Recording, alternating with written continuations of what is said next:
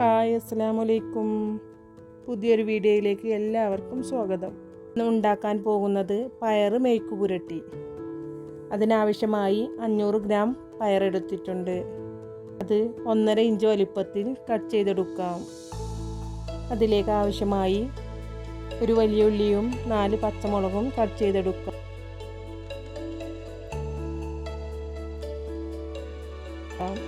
ഒരു ചീനച്ചട്ടി എടുത്തിട്ടുണ്ട്.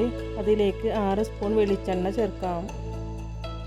ചൂടായ ശേഷം 1 സ്പൂൺ കടുക് പൊട്ടിയ ശേഷം വറ്റൽമുളകും കറിവേപ്പിലയും ചേർക്കാം.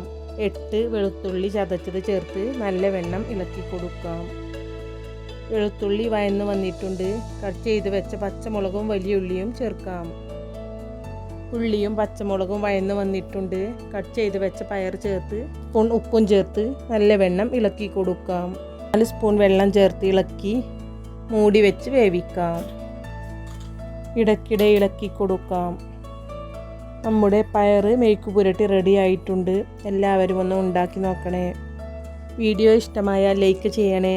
സബ്സ്ക്രൈബ് ചെയ്യാതെ കാണുന്ന കൂട്ടുകാരെല്ലാവരും സബ്സ്ക്രൈബ് ചെയ്യണേ. തൊട്ടടുത്തുള്ള ബെൽ ബട്ടൺ പ്രസ് ചെയ്യണേ. പുതിയൊരു വീഡിയോയുമായി വീണ്ടും കാണാം.